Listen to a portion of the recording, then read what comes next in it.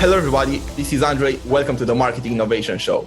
On today's episode, we have Alex Mitchell. Alex is the founder of the charity KitUsOut, the co-founder and UK president of G20 Young Entrepreneurs Alliance, and the chair of the Institute of Directors in the UK. More specifically, the IOD 99 part of the IOD, which tackles the small and medium-sized business community as well as the entrepreneurship community in the UK. Hi, Alex. How's everything going? Yeah, good. Suffering from hay fever at the moment, but otherwise not too bad. Ouch. Hope it's not very bad. No, it's not too bad. Just if I start sneezing or sniffing or rubbing my eye, I can only apologize. Okay, no worries. No need to apologize.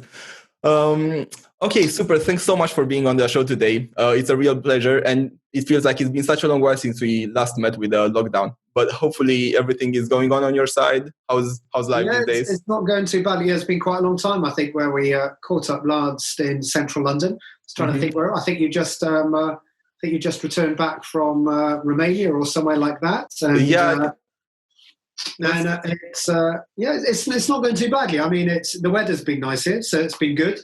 But it gets you down a bit after a time, being sort of locked down and all the rest of it. But it's going okay. It's going good. We are nearly there. Let's see what the government announced on. For the time being, yeah. Yes. Okay, so first of all, let's tell the people on the show, listening to the show, what they can expect from today. So, in terms of the subject for our discussion, because of your expertise in the field as well as your very deep involvement with the entrepreneurship community in the UK, but also globally, we discussed before the show, and we think it's going to be a good direction to go into the tackling the changes and challenges that the small and medium-sized businesses suffered in this period, as well as potential opportunities for them going forward when the economy is going to start to pick up again, both from the business and marketing perspective. So this is going to be an episode that is going to tackle both subjects, and mainly for our audience, which is mostly formed out of entrepreneurs and small to medium-sized business owners and marketing guys. We hope that we're going to be able to bring a lot of value to you guys listening to the show. So, Alex, do you want to go a bit more into, first of all, what you are doing at the moment, your main ventures, your main projects, and what keeps you busy these days? So I only hope to your listeners and watchers that I actually add some value. If not, I can add some bit of sort of useful anecdotes at least. So as Andrei mentioned, I'm the founder of KitUsOut, which is a charity that focuses on providing key items of kit and equipment, sports kit and equipment, to primarily athletes who suffer from disabilities in developing nations, and then also to young people from disadvantaged communities in the UK. As Andrei said, I chair the IOD 99, which is the Institute of Directors Entrepreneurs community. I helped set up the G20 Entrepreneurs Alliance, which is a body of circa 500,000 entrepreneurs across the globe in all G20 nations, including the EU, which is obviously a member of the G20 as well. And then I run my own small startup agency called KitUsOut. Amazing. Okay, so just to let the guys here find out more about what you have been doing, because you've been helping out a lot, us and the people in the IOD 99 lately as well, with forming the community and basically like a support group for when the things started to go a bit worse than expected. So back in February, March, and that I think helped a lot of people, find the support that they need, the information as well as, like peer support as well. Guys, some of the activities that Alex is involved with a lot is also mental health and helping people, overcome hardship or hard times in business when these occur, which is something something that in the startup space is happening quite a bit, as some of you might know. So Alex, how was this period of time from your perspective, working closely with so many businesses at once? Like, what did you find were the hardest things to overcome? Maybe some situations where businesses managed to capitalize on some opportunities, although for sure there weren't too many opportunities. But what are some examples of interesting things that happened that you were part of? I mean, there's a couple of interesting things. I'll firstly talk about some of the interesting themes that I've seen start, and I'll talk about one or two possible case studies, which I know the founders won't mind me sharing of different businesses. Perfect. I mean, there are a lot of words that I'll try not to use too much, but unprecedented, challenging, pivoting, and stuff like this, we all hear a lot at the moment. But it is all of those things. Today, which is early June, we've just seen the Office of National Statistics come out saying the economy has shrunk by almost 20%. This is staggering. This is 10 times higher than and that was in 1 month, right? Okay, this is 10 times higher than the previous biggest drop ever. This is huge. Okay, so we are facing difficulty, and there's no point of beating about a bush. There are certain sectors. All of us are going to be hit to some way, but there are certain sectors which have been really decimated. Hospitality, events, F&B sectors, especially on the high street shops, retail, that sort of thing, have really struggled. What I'm seeing is that I run a podcast as well and spoken to quite a few founders and run these different communities, speaking to quite a few as well. And when you're faced with a challenge, it's very difficult to sometimes go, right, this is going to be the decision I make. Because when you're faced with a challenge of this type, you don't know quite what it's going to go on for. I don't know if if you're in the UK, you might remember at the start of lockdown, well, maybe it's going to be 3 weeks. I mean, we're on week 11, week 12 now. So it's very difficult for business to go, right, actually, we're going to pivot to this because it might only happen for 3 weeks. Now, I think a lot of us knew it was probably going to be longer than 3 weeks, and the severity looked like it was going to be relatively serious. But the UK has suffered more than most, and we won't get political on here, but you can look at leadership on the political side and debate that, and as long as you like. But within business, it's difficult. What I have seen is those businesses that took the risk at a point of challenge have tended to be the ones which are doing okay now. Now, by that, it means, but what do I mean by taking risk? It could look at the way your customers engage with you. I spoke to a founder a couple of weeks ago who runs 2 restaurants up in Edinburgh. They had really good footfall. It was really great, central locations, all that sort of stuff. Suddenly lockdown, bang, business is gone. No money coming into the business at all. Suddenly all your costs are the only thing in the business. Rental, service, utility costs, staffing costs, running costs, all this sort of stuff, food or that you might have left over that is going to go anyway, is going to go to waste. You've got a huge number of costs and nothing coming in. Literally no one coming through the door. You're not allowed to unlock the door, right? Mm-hmm. Now, the decision he made there was to invest very quickly within a week in a online ordering platform that he put onto his website, so you could buy the product directly and they would deliver directly to the door under, with social distancing measures in mind, with strong health and safety measures in mind in the shop, following government guidance and all the rest of it. Now that meant that it was a risk. Like, he didn't know, is this going to go on for is this going to go on for a week, a month? How long is it going to go on for? And for him, it was a risk. It's a financial risk, having to spend money at a time where you've got no money coming in and all the money still going out. It's, that is tough, right? That is like, Jesus Christ, what should I do? But he made that decision. And as such, he set that up within 2.5 weeks. And from 2.5 weeks on to 11 weeks in, so he's been doing it for about 7.5 weeks now, he has had revenue coming in, and fairly substantial revenue because he got it going quite quickly. So he almost had first mover advantage, which again helped because there were relatively few people out there doing it apart from the traditional takeaways, and even those at that period of time didn't know. In addition to that, he also built up a strong customer base because he's been there for his customers at a time when they needed people to do things, so he was able to work with his customers saying, look, you love us, you love coming into our restaurant, why don't you do a takeaway with us now? So that was one example. There's another example of a drone company that they do, one of their areas is off-sea, remote diagnostic of off-sea oil rigs, metal fatigue impact assessments and stuff like that. And obviously that market dried up literally overnight, very quickly. You don't want to do any of that sort of stuff. We don't know what's happening. And if you follow the stock market, you would have seen the impact of COVID-19 on oil prices. What he did was he turned around his whole manufacturing facility into the 3D printing side of it and all the rest, into the production of PPE, personal protective equipment, for local hospitals with face masks and things like that. So again, it was a very quick decision. He had to make that decision. It was leadership to make that decision. But it is difficult. Like, when startups tend to operate on a week-to-week or possibly a month-to-month, cash flow perspective, suddenly having that cut off, you have no money coming in, costs going out. It is a very difficult sell, even to yourself, let alone if you've got a board or if you've got a team or your employees around you to turn around and say, look, I know it's tough. I know I'm going to have to furlough some of you. I know we've got no money coming in at all. But hey, that little bit of money we have in the bank for a rainy day, I need to use that now. That is really difficult. That is sleepless nights time. That is panic. That is worry. That is all the rest of it. But for those that have made, and there'll be those that have made that decision that haven't worked, but I've spoken to a lot that did make that decision. They made it early and now they've got revenue coming in. The other side is around supply chain resilience and stuff like this.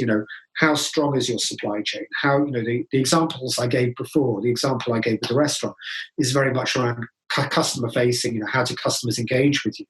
It's if there's another example of a gin company down in, not a gin company, a non-alcoholic beverage company down in Bristol. And they sold directly into bars and stuff like that. Now, obviously, lockdown, bang, gone. Nothing. No revenue at all. So instantly they put in, right, we need to look at how are we going to sell our product? How do we get to our customers?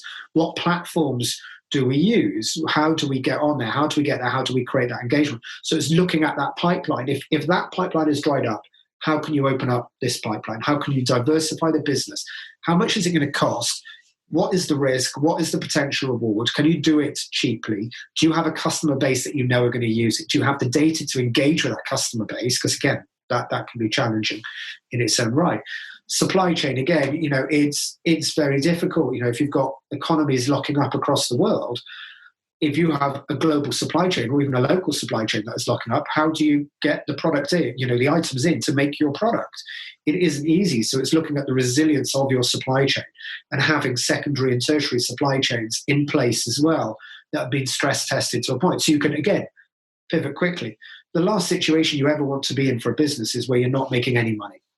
Mm-hmm. And that is a real struggle. You've got to look at how can you diversify your revenue streams. Now, if that is diversifying your product, if it is diversifying your manufacturing base, if it is diversifying your customer engagement point, is it, if it's around diversifying your marketing, which obviously, and Andrei, you're really strong at, you've got to look at all these different aspects when you are faced with a challenge like this. And where those leaders do come out, where those people do come out and go, right, okay, this is how I'm going to do. This is going to be how I create this solution. This is the problem. This is going to be the way I'm going to create a solution about it. Those have been the ones that I've seen have had more resilience over the last 11, 12 weeks, and will ultimately have more resilience during the course of this, during this pandemic, because they've been able to diversify. They've been able to look at it. They've been able to meet the challenge. But it isn't easy. There's no point in pretending it is. Mm-hmm. Yeah, for sure. So hospitality and travel have been really, really put to the ground. One thing that I wanted to get your thoughts on as well was the services and the service business and B2B in general. When we talk about the services, because I think software was impacted to a point so that, obviously people were not spending thousands of pounds anymore on software for a year. So, from a sales perspective, probably that was an impact as well. But services and the smaller businesses that were offering services, professional services, from the discussions that I know you had, how did they manage to overcome this period of time? How did they reinvent themselves? Do you have any cases that come to mind? Services is a really interesting point, because they're relatively transactional in place. It tends to be B2B based. It tends to be relatively, this is what I offer, this is what I'm here, this is what I'm going to do, project delivery, project focus, that type of thing. A friend of mine runs this accountancy firm, which she decided, right, okay, what we want to do is provide more meaningful engagement with our client base. So she now has created a community of her clients as an accountancy firm, This is something a membership organization would do, right? It is something a fancy organization do. They do meetups. They do meetups on Fridays. They do learning sessions together and all the rest of it. This is an accountancy firm that is doing this. This isn't a membership body. This isn't a network. This isn't a community. They've created their own community. And I think also the other businesses I've seen that are doing relatively well within the service space, it's showing empathy with what people are facing, okay, and understanding of the challenges that business are facing at this moment in time. Understanding what the options are, needing to look at payment mechanisms, need to look at payment models, need to be adaptive, need to be supportive. Understanding that the businesses you're engaging with are most probably facing an incredibly difficult time. There are sectors which are actually doing, or individuals in those sectors are actually doing quite well. Coaches, for example, I've got a couple of friends who run coaching businesses. They're doing quite well. Marketing agencies, possibly slightly less so at the moment, but there's always the Unilever model of spend in a time of crisis, spend on marketing in a time of crisis, which is I'm quite a big believer on, actually. But again, it's about understanding where the client is coming from, understanding the risks they're looking at, thinking about the conversations they're going to be having at a board level, conversations they're going to be having at an individual level, conversations they're going to be having in their head. If you're able to come with that with a degree of empathy and understanding and provide value add outside of the core service you are offering, like can you plug them in to other clients? Can you create virtual meetups and things like this? This is that tiny little bit of USP that is going to make you stand out from others within that space.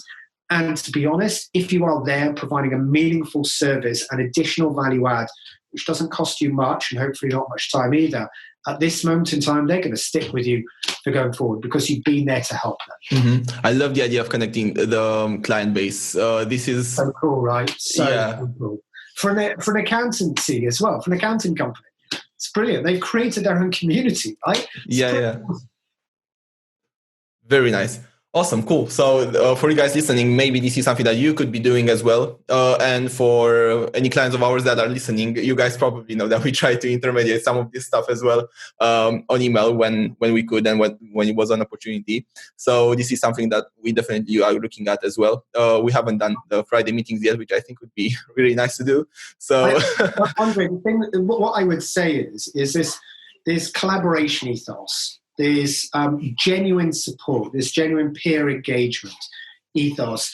Don't ever underestimate the value of bringing people together in an altruistic environment. You're not there to create more money or more sales or anything like this. You're providing genuine value add at a time when people are worried, where people are nervous, where people are concerned about where their money is coming in from. If you are genuinely providing something which could help them out, be it a WhatsApp group, be it a Facebook group, be it Zoom meetups or stuff like this, it provides massive value add. It really supports. It can really help support people. And the cost is minimal. Awesome. Thanks so much for the insight. And moving now into the marketing element of it. Now, I know you've been tackling it from many perspectives and also with KitUsOut as well, with sponsorships and all the other channels that are additional to digital.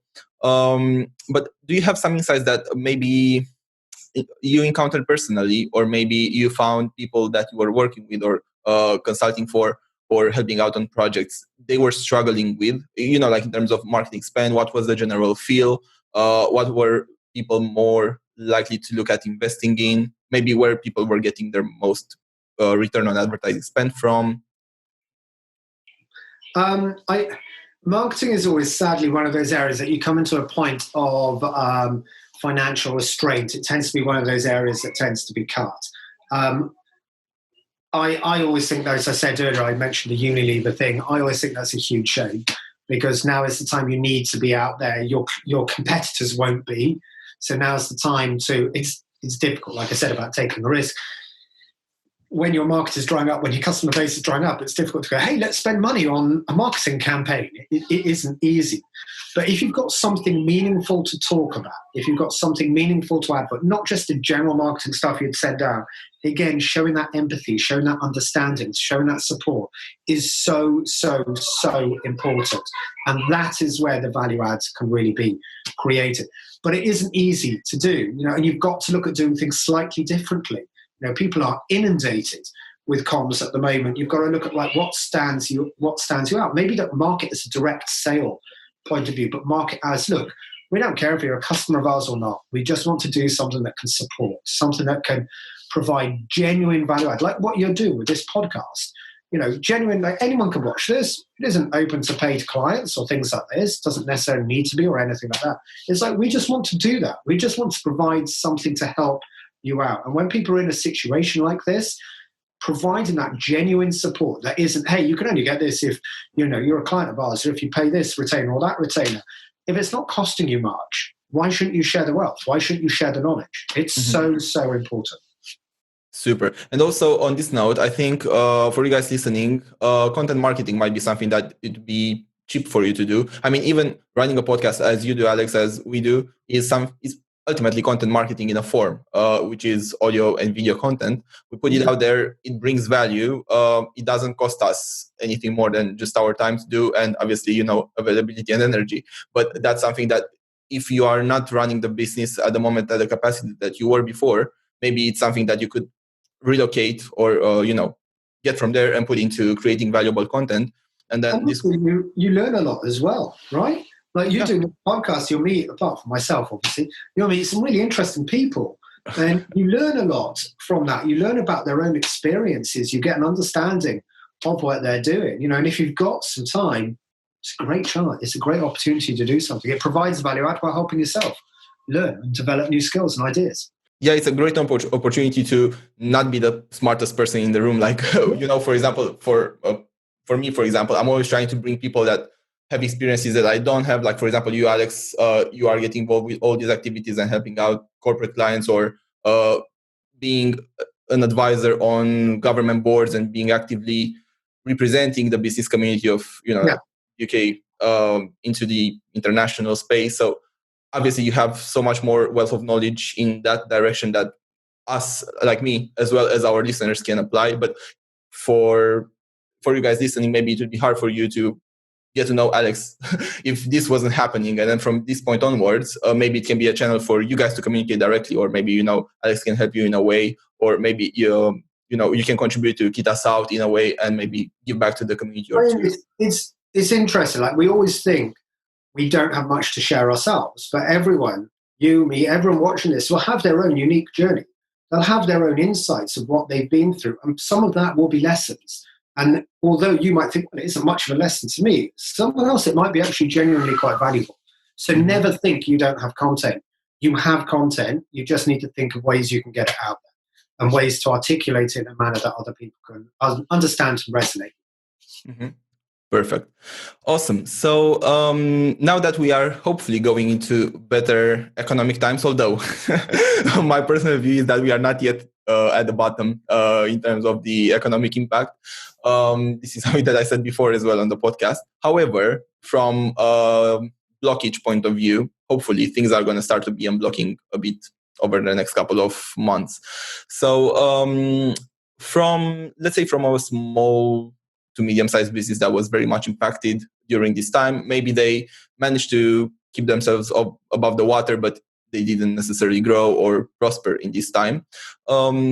Alex, what do you think would be some things that they might be able to look at so that if they missed the boat the last time, when, let's say in February or March, when they had the first opportunity to change the way that they were doing things in order to capitalize on something, what do you think they could be doing now to gain an advantage over their competitors, let's say, or to establish themselves in their industries now that hopefully the economy is going to be a bit more started?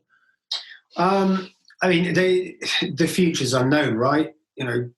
3 months ago, 4 months ago, we never would have thought we were in this position, but here we are. So you don't know where we're going to be in 3 or 4 months, 3 or 4 months' time. I think it's what all you can say is look at what skill set you have got in place at the moment in your business. At some point, we're going to start to come out of this. We're starting to see some elements of lockdown being reduced in the UK at the moment. Social distancing measures being put in place. At some point, they might be reduced down a bit and things like this. And you're seeing the same across Europe broadly as well. When this happens, things are going to start to move.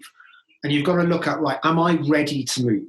And it isn't just about you, it's about your team, your business, your environment, the mental health of your staff. It's going to be difficult. Like, I live in London. Like, do I really want to go back to commuting an hour each way every single day into central London? No, I don't. Like, that isn't what my life has changed fundamentally over this lockdown. And that just being one example of it. I'm not going to do that. And any client I work with has got to understand that. That isn't how I want to lead my life. And it's when you start to come out of this, what you can do at the moment is start to look at, right, where do I want to be? What staff do I have in place? What skill sets do I have in place? Are my staff okay? Are they, how is their mental health? Are they supported? Are they being supported? Do I know how they are genuinely feeling, rather than just a large team catch up once a week or once a fortnight or once a month? Like, are they having those genuine conversations? Do you understand how they feel, where they're focusing, where they're going? Have you been speaking to your current customers? Have you been speaking to your past customers? Are you starting to see and understand what their purchasing habits could be going forward? If you're in the retail sector, are they going to naturally go back to buying on the high street to the same level they were? Or are they going to remain buying heavily online? Theo Pafitas from head of Ryman's and on former Dragon's Den, was giving an interview on the BBC a couple of weeks ago. And he said, look, what this has done is accelerate what was going to happen over 5 years in this period of time in relation to the high street. And I broadly feel he's correct. I mean, he's far more experienced than I am, but I kind of feel he knows he is right on that point. I think you are seeing a fundamental shift. So, while you have this moment, appraise where your business is right now. Understand if you got stuff wrong, what did you get wrong and what can you learn from it? Look at what skill sets you have in place and resources you have in place at this moment in time. Be that staff, be it machinery, be it whatever it might be. What resources do you have in place right now? Speak to your customers now. Understand, get an insight of what they might be doing, the way they might buy your product, the way they might engage with you moving forward. That is absolutely key. If you haven't already, create that relationship. It's going to be uncertain. We don't know what it is going to look like. We hope the economy is going to pick up quickly as well. It might not. If you speak to a lot of economists, it might well not, and definitely certain sectors won't. So, they always say, I can't remember who gave the quote, but knowledge is power. Possibly Lord Palmerston or something like that. Knowledge is power. And at this moment in time, it is difficult to understand where your knowledge is. You don't know about a vaccine. You don't know about, could there be a second wave or a third wave? We don't know that. I don't know that. But what you do know, what you do have access to, is data within your own business and data within your customer base. That might not, things might change. But at least if you have an understanding of what your customers are looking at, where people are buying, what their likelihood, their sort of purchasing tendency is going to be after lockdown. You hear a lot at the moment, like, everyone's going to go out and spend. I mean, I don't know if they will. I'm certainly not. I've been worried about this. I mean, looking, right, do I have enough savings? I'm not going to go out and spend. I'm going to go, right, I need to make sure I've got a stable client base, my business is going okay, and I'm building my savings from a business perspective. So, don't necessarily believe into people are going to go out and spend. I'm not entirely sure. Personally, I'm not an economist, so this is only my feeling of speaking to others who are. I'm not certain they are going to go out and spend. So do speak to your customers, do get that understanding. Look at what data you have and you're able to get and focus on that. Don't focus on the stuff you're not. You don't know when this lockdown is going to end. You don't know if there's going to be a second wave. You don't know if there's going to be a third wave. You don't know if it's all done and that's it. And we're going to go back to business as usual. We don't know that. So there's no point in losing too much sleep over that. What you can do is speak to areas where you can get data, be that internally your staff, be it externally with your customers, and try and understand what they are thinking, what they're looking for, so that regardless of what happens in the future, you have an understanding of where, A, your resources are, who run the business for you, you and your team, and also those who are going to buy your product from you. You get an understanding of what both are up to and what both feel at this moment in time. Super insightful. And also, it just came to my mind now hearing you talk about the subject. One thing that we did internally, and I think it might be good for maybe if somebody that is listening hasn't thought about it, in conclusion to what you said, um, and they should or could do over the next very close period of time would be to look again at the processes that they run internally, because the year so far was a tornado, to be honest. So that many internal processes might have suffered alterations or might have not been followed specifically as they would in general. And I think this is mainly applying to businesses that have a big element of customer service within them, whether that's SaaS or whether that's marketing or services in general, service delivery. That might be something that everybody had to juggle with over the past couple of months. And on your note, Alex, what you said about things not being again the way that they were before, that's very true. And I think that in order to show empathy to your clients and to show that you are responsive to their needs and everything, it might be worth for you to look at the processes that you were generally previously applying to, delivering services, for example, such as SLAs or delivery times or even pricing models sometimes, and see if you can restructure something or put it in a way that can deliver more value at the end of the day to that specific client. Because it might be that because it's not only us that talk about it that feel that they don't have certainty, it's also your clients that don't know if they have certainty over what's going to happen. So it might be harder for them to purchase something for 3 months or 6 months, or commit to a price for 6 months, the same price, whether in the case that they don't know if they're going to be running the same business in 2 months or 3. So looking at the processes, making sure that they are aligned with the expectations that maybe changed over the last couple of months, and then seeing how you might be able to input that process again into the business and respect it as well, because that's important for business sustainability. That would also be something that maybe you guys could be looking at. Yeah, I'd agree. I mean, it comes back to that knowledge. You need to try and work out what other people are thinking, and also look at, like I said earlier, if you operate a big office space for your team, are all your team going to want to come back and work 9 to 5, 5 days a week? Some of us probably not. Like if you're in a position where your business can work remotely, you can look at cutting down that office space cost and having a rotating system for your staff. So they don't need to be in the office all the time. You can just have a more hot desk environment rather than a permanent desk environment. But yeah, you're spot on, Andrei. Mm-hmm. Super.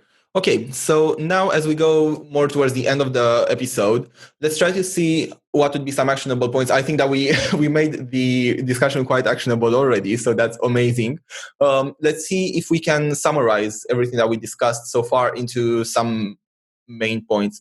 I think empathy is a big recurring theme in what we have discussed. I'll let you, Alex, maybe try to summarize a bit, and then I'm going to come and jump in the discussion as well. I mean, yeah, as you mentioned, empathy is key. Empathy for your staff, empathy for your customers is absolutely crucial. Thinking differently, don't go down the hard sell route. Provide genuine value add to clients or prospective clients. Don't think that the hard sell is going to work. It isn't. People are worried. They're concerned. They're hesitant about spending money. So understand that and look at the value you can create. Look at the assets you already have. So if you've got clients, is there an opportunity to bring the clients together in a community, in a support environment? I mentioned about that accountancy firm providing Friday meetups and stuff like this, virtual meetups. Could you be doing something similar? It provides value added. It brings people together. It supports people in tough times. Mental health. Really, really look after the mental health of your team. They're going to be worried. They're going to be anxious. They're going to be concerned. Same with your customers.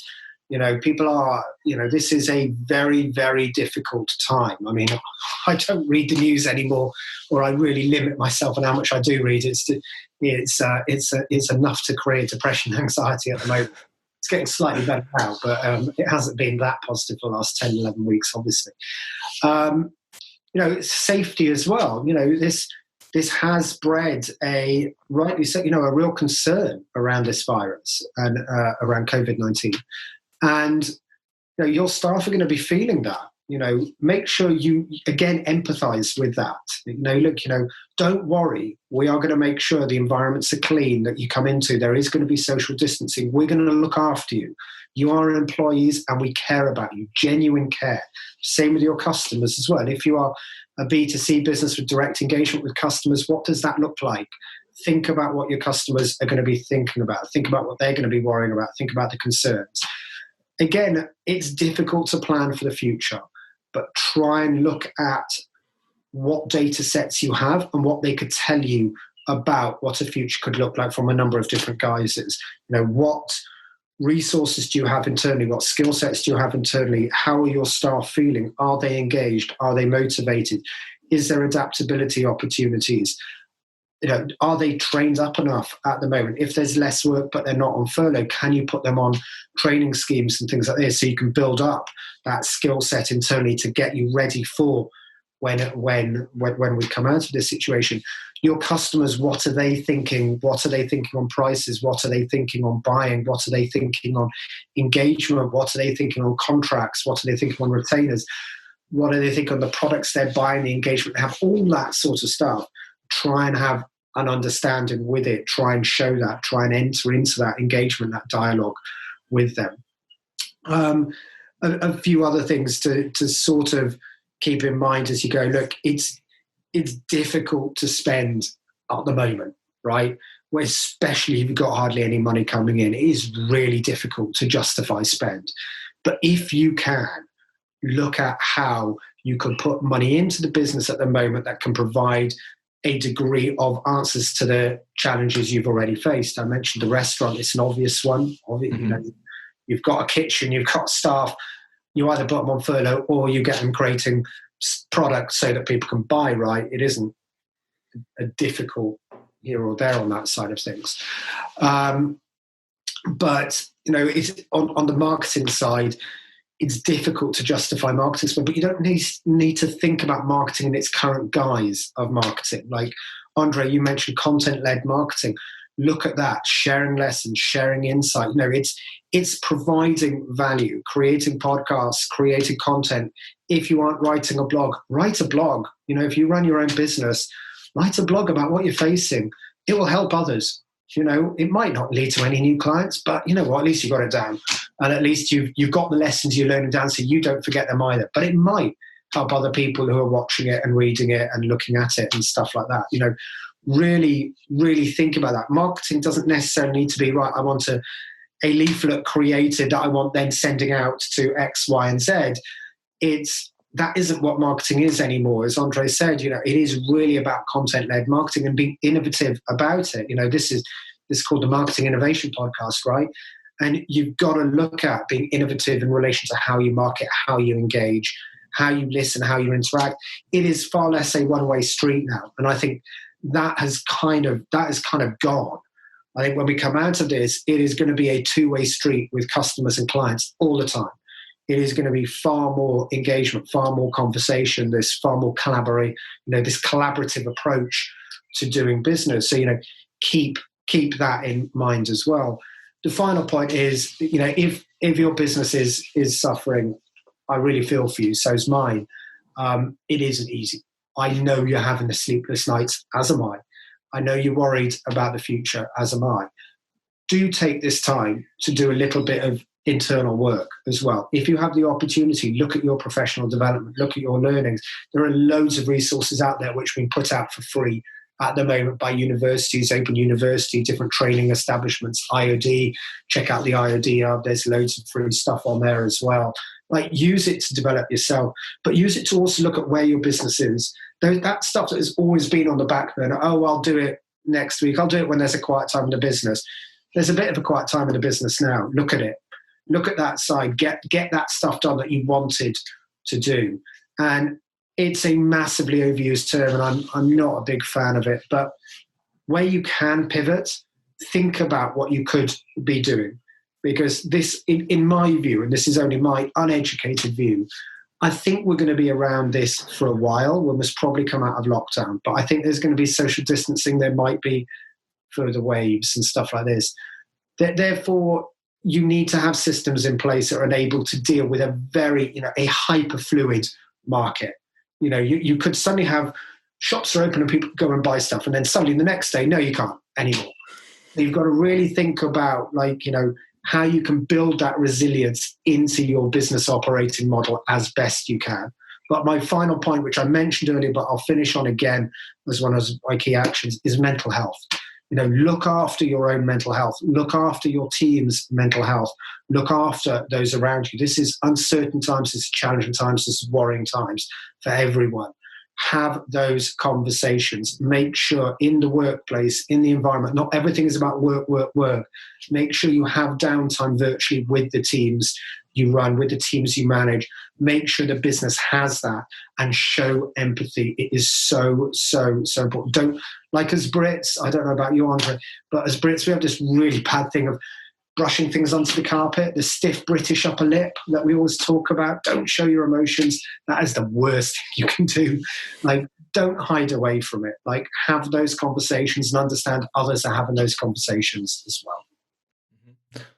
Thank you so much, Alex. This was very, very nice. And I really appreciate the fact that you touched on the mental health thingy, because I think it's very important for everybody to be empathetic and to understand what stays behind maybe some words that somebody might be saying in a conversation, a decision that maybe is rushed or shouldn't be rushed. So very important. And going, aside from marketing and business, I think that we should all remember that we interact and talk to people. And I think that we should start with this point. Very cool. Thanks a lot. Thanks a lot for the input. Now, finalizing, and maybe, it's a lot of people here that might want to get in touch with you. Maybe they might want to get involved with some of the things that you are doing. Tell us, how can people get involved with some of your activities, like maybe KitUsOut? Where can they find you with a podcast? What kind of advice they can come to your website or your platforms for? Yeah, I mean, it's if I can help you, if you're watching this and I can help you, I'm delighted to help. Engage with me on LinkedIn. It's all my social media is /Alex DE Mitchell. So be it Twitter, be it Instagram, be it Facebook, be it LinkedIn. Just put in facebook.com/Alex DE Mitchell, and same with Twitter and stuff like that. Reach out to me if I can help. Delighted to. My website is www.alexdemitchell.com, and loads of ways to contact me on there as well. You can listen to some of my rantings and random thoughts on different topics if you really want to. I can't recommend it. I think my only regular listener is my mum, but still. And if there is any way I can help plug you into anyone watching this into anything that I'm doing, please do let me know. I'm fairly well plugged into the entrepreneurship space. Delighted to make introductions if I can. And look, Andrei, thank you so much. It's great what you're doing. If you haven't, I'm going to give Andrei a plug. He might not like it, but still, if you haven't used his services, do. He's great. He's absolutely fantastic. He's helped me on my my sort of the engagement I have online with the content I'm creating. I created content but wasn't getting any good engagement for it, and he's really helped on that side. So do have a chat with him about that. He's excellent. Can't recommend him highly enough. And it's great that you're doing this, Andrei. Well done, mate. Top work. Thanks a lot, man, and thanks for the recommendation as well. Really appreciate it, and it's always a pleasure to work and to meet together. Okay, guys. So Alex is too humble. He's a really, really cool guy, and also a very professional. So I'm gonna drop all the links to his platforms in the description of this episode, so you can find out more about his projects, more about what he's getting involved with, more about KitUsOut, as well as potentially get in touch with him if you think that there might be room for a nice collaboration, or maybe some advice that Alex could help you with. Always lots of good ideas, Andrei. Super. Alex, thanks so much. Have an amazing evening, and looking forward to meeting up face to face, hopefully soon. No worries, Andrei. Thank you so much for having me, and look forward to it there soon. Take care, mate. Cheers.